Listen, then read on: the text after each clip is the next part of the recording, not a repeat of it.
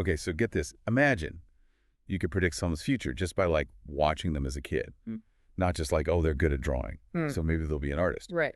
I'm talking about predicting their health, their wealth, even if they'll get in trouble with the law. Wow. All from how much self-control they have as a kid. Interesting. Sounds crazy, right? Yeah.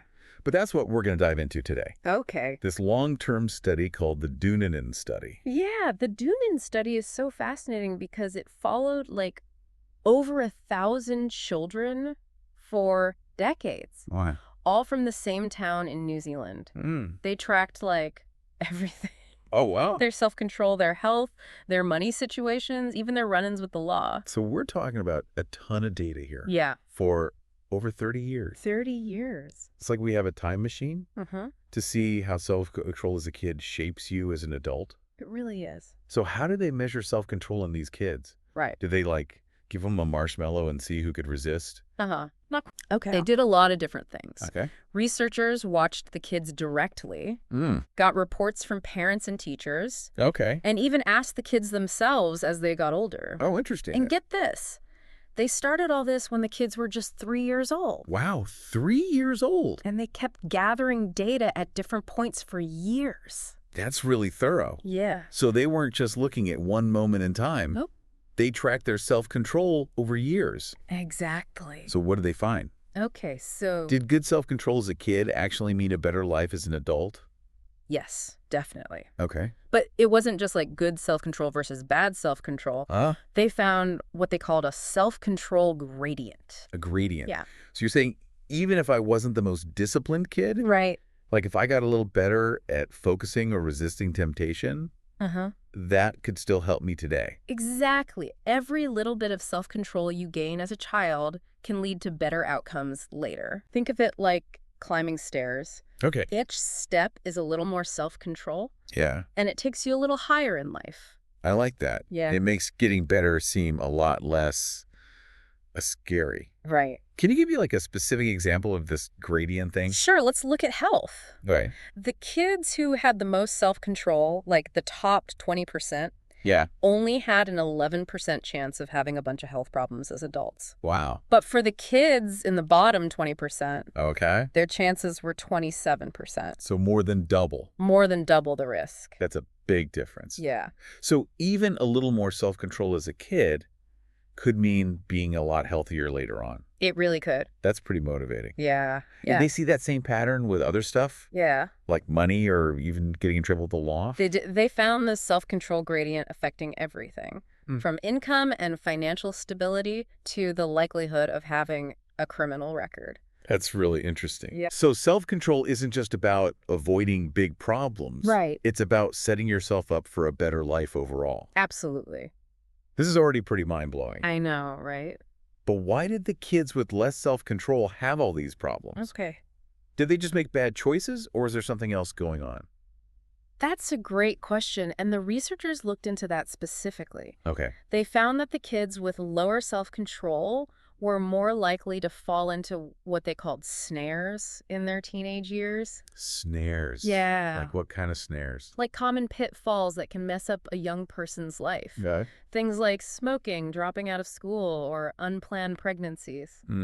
Yeah, I can see how those things would make it harder to succeed later. Right. But what if someone avoids those big snares? Okay. Does self-control still matter then? That's where it gets really interesting. Okay. The researchers actually looked at just the kids who didn't fall into those big snares. And guess what? Even in that group childhood, with self-control still predicted how successful they were as adults. Wow. So even when you control for those big life events, self-control still makes a difference. It does. That's amazing. Yeah. So it's not just about avoiding those big mistakes. It's something deeper. Yeah, exactly. It seems like self-control itself has a powerful effect on your life.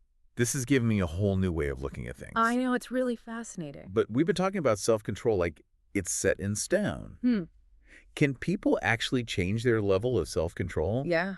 Especially kids. Wow. Did this study look at that at all? The Dunedin study wasn't designed to test that.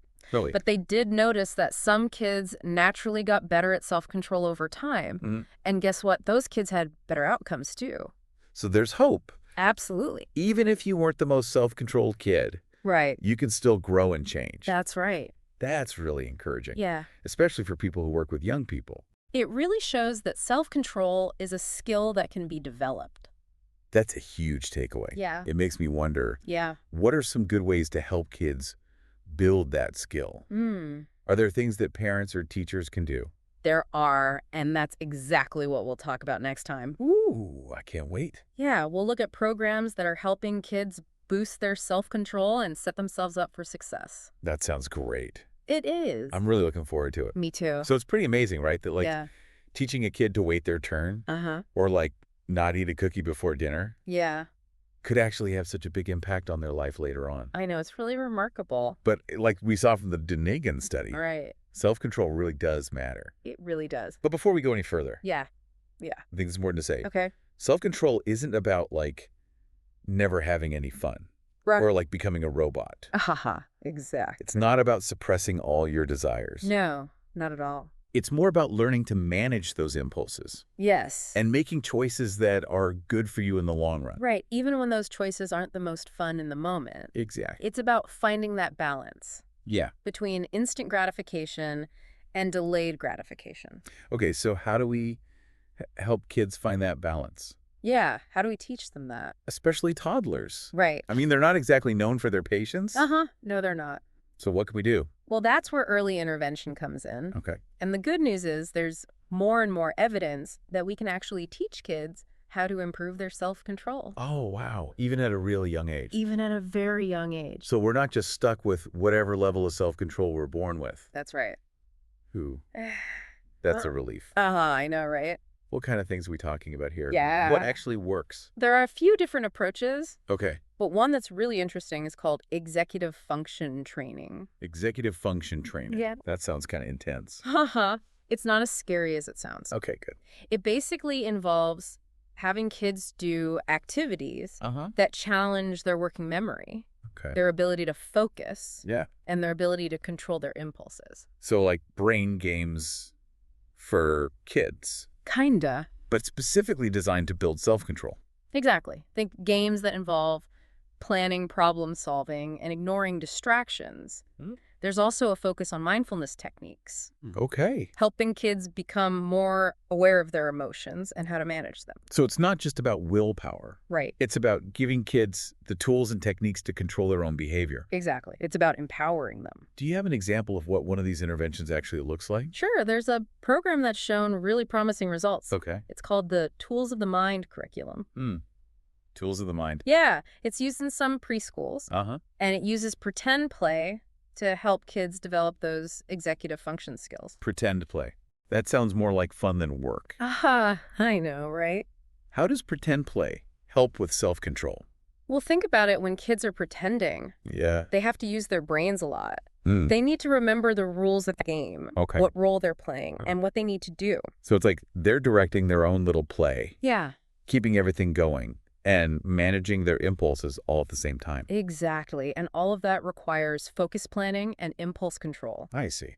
And the Tools of the Mind curriculum also uses things like visual aids and structured routines to help kids stay on track and manage those impulses even better. So they're creating an environment that helps kids regulate themselves. Exactly. Rather than constantly testing their limits. That's right.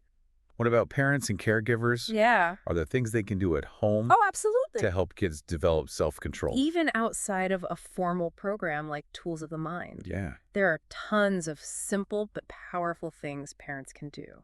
Like what? One of the most important is to create predictable routines. Okay, routines. Yeah, kids thrive on structure. Okay. Knowing what to expect helps them regulate their emotions and behaviors much better. It's like having a roadmap for the day.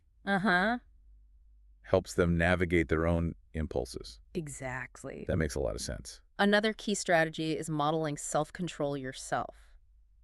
Okay, so like being a good example. Yeah, kids are always watching us. Right. They learn by observing. So if we're constantly losing our temper Right. or giving in to our every whim, Yeah. they're going to pick up on that. They will, and they'll start to do the same thing. But if they see us managing our emotions, Right.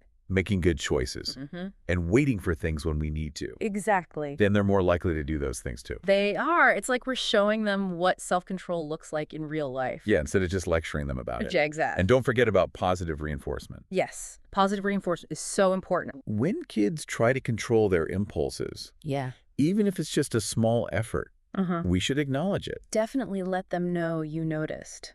Yeah. And that you're proud of them. It's classic parenting advice for a reason. Right. But it really works. It does, especially with little kids. It helps them connect those good feelings with the act of self-control. Exactly. So they'll want to do it again.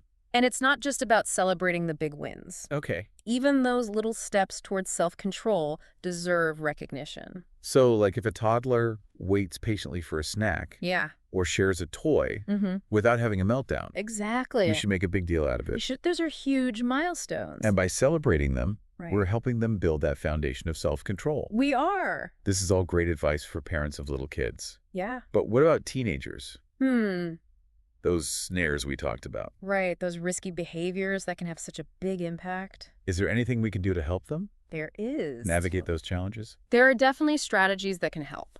Like what? One approach that's been getting attention is the idea of opt-out programs. Opt-out programs? Yeah. What are those? So basically it's about making healthy choices the default. Okay. So instead of having to use willpower to resist something, you just remove the temptation altogether. Or you make the healthier choice the easier option. So if healthy choices are the default, and you have to go out of your way to make the unhealthy choice, people are more likely to just stick with the default. Exactly. It's like we're using their natural tendency to go with the flow. Yeah, but for good. Like tricking them into making good choices. In a way. You have an example? Sure. A great example is automatic enrollment in retirement savings plans. Instead of having to sign up, people are automatically enrolled unless they specifically choose to opt out. Oh, that's interesting. Yeah, so you're not taking away anyone's choice. Right. You're just making the healthy choice the easiest one. I like that. Yeah. How could we use this for other things? Like preventing teenagers from using drugs. Okay. Or getting them to eat healthier. Well, let's imagine a school cafeteria. Okay. Where the healthy food is right up front and easy to grab. And the less healthy stuff is tucked away. Oh, I see. You're making it just a little bit harder to choose the unhealthy option. Yeah, but you're not taking it away completely. Right. It's like a gentle nudge in the right direction. Exactly. And there's research that shows that these small changes in the environment can actually change people's behavior. Wow. So it's not just about willpower. Yep. It's about setting up environments that make it easier to make good choices. That's right. This is giving me a lot of hope. Yeah. It's not just about individuals struggling with their own willpower. It's not. It's about creating a society where everyone has the support they need to thrive. Absolutely, no matter where they're starting from. That's a beautiful thought. It is. This feels like a really big shift in perspective. We've gone from looking at self-control as a personal trait to thinking about how we can build a society that supports self-control in everyone. Exactly. And that's a really exciting possibility. So what's next? Well, in the final part of our deep dive, we're going to explore how we can use these ideas to actually shape real-world policies and public health initiatives. This is going to be good. It is. I can't wait. It's been quite a journey. It has. We started with this fascinating link between self-control in childhood and how your life turns out as an adult. Right. And now we're talking about ways to actually boost self-control. Yeah. Even from a really young age. It's amazing. It's like we found this secret code. I like that. But now it's time to get practical. Yeah. How can we use all this research to make a real difference? Right. How do we turn knowledge into action? Exactly. Well, the implications of this research are huge. Yeah, especially from the Dunedin study. It really is groundbreaking stuff. We could change so much. Yeah.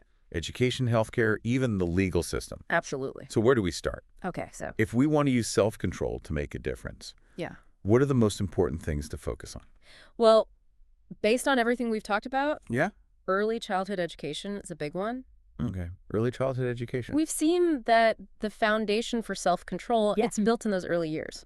So that's a crucial time to intervene. So we should invest in programs like Tools of the Mind. Yeah. The ones that help kids develop focus planning, impulse control. Exactly, those executive function skills. Right. And those programs have shown really great results. Yeah, it's amazing how much they can help kids. It is. And we can't forget about parents and caregivers. Oh, of course not. Right. They play a huge role. They're the ones with the kids every day. Yeah, day in and day out. So how do we help them?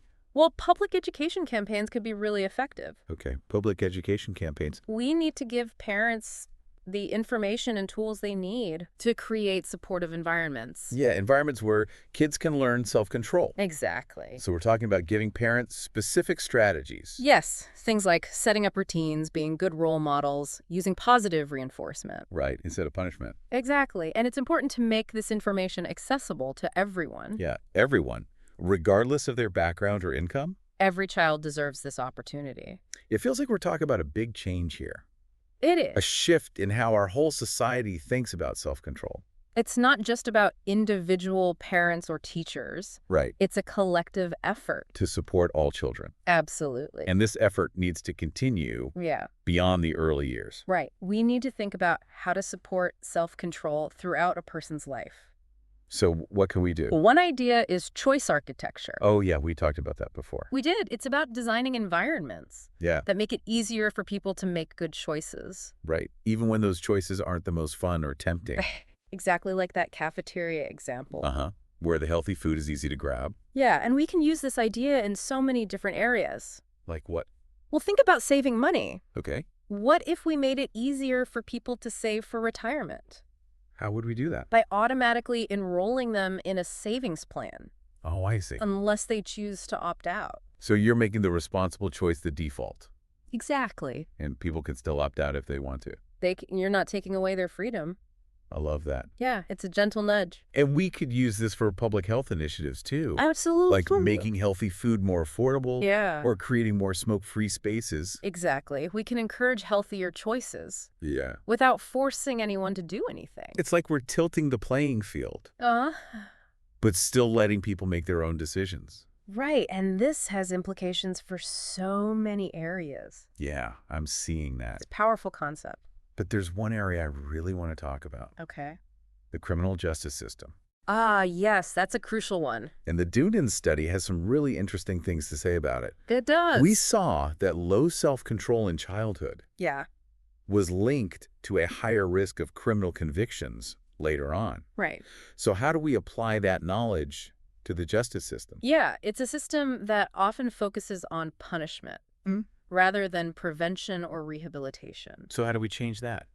Well, one idea is to use those early intervention programs. Okay, the ones we talked about before. Yeah, and incorporate them into the juvenile justice system. So instead of just focusing on what kids did wrong, we give them the tools to make better choices in the future. Exactly. Choices that will keep them out of trouble. Imagine programs that teach anger management, conflict resolution, impulse control. Those programs could be so valuable for helping kids turn their lives around. It feels like we're moving from a reactive approach to a proactive one. That's a great way to put it. And it's not just about individual behavior. Right. It's about recognizing the systemic factors that contribute to crime. Things like poverty, lack of education, exposure to violence. All of those things can make it harder for people to develop self-control. And increase the risk of criminal behavior. So we're really talking about creating a more just and equitable society. We are. A society where everyone has the opportunity to thrive. That's the ultimate goal. And it's not just about preventing negative outcomes. It's not. It's about helping people reach their full potential. Exactly. It's about creating a world where everyone can live healthier, happier, more fulfilling lives. That's a beautiful vision. It is. And the research gives us hope that we can actually achieve it. It does. What an amazing conversation this has been. I agree. We started with a research study and ended up talking about how to transform entire systems. It's been quite a journey. It has, and it all comes back to self-control. It does. The research is clear. Yeah. Self-control matters. It really does. But it's not just a personal responsibility. Right. It's about building a world that supports self-control in everyone. That's the key. Thank you so much for joining us on this deep dive. It's been my pleasure. We hope you learned something new. Yeah. And feel inspired to make a difference. I hope so. Until next time, keep exploring, keep learning. Yeah. And keep diving deep. I'll see you then out.